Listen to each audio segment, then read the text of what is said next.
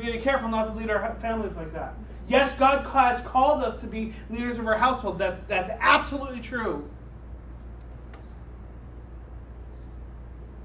But we're not supposed to be dictators. We're supposed to lovingly point our wives and our children towards the cross. Always. And for some of you, it's hard because maybe your house is out of whack. You still have to lead with grace. Lead with righteousness. Leading in a church, being an example to the flock. One thing I enjoy to do, I love reading, and I also love listening to podcasts. I'm a 2020 American. That's what we do. This week I was listening to about two famous preachers in the 70s and 80s. It broke my heart.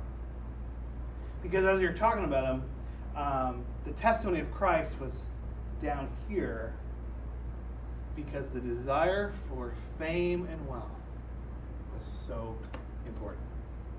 In fact, they worked hard to, I'm not going to even mention their name because it doesn't matter, but they worked hard to best themselves.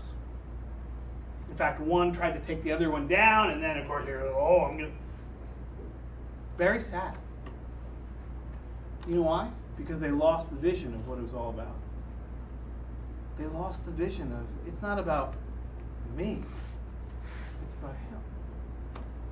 And it's so easy to do that in the church today, where it becomes about us and not about Christ. We are called, God placed us here in Little Lake Harbor for a reason.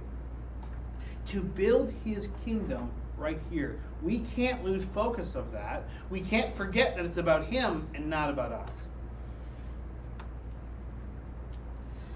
Be shepherds of God's flock that is under your care, watching over them, not because you must, but because you are willing, as God wants you to be, not pursuing dishonest gain, but eager to serve, not lording it over those entrusted to you, but be examples of the flock. As a pastor, this applies to me, but as anyone in leadership, it applies to you.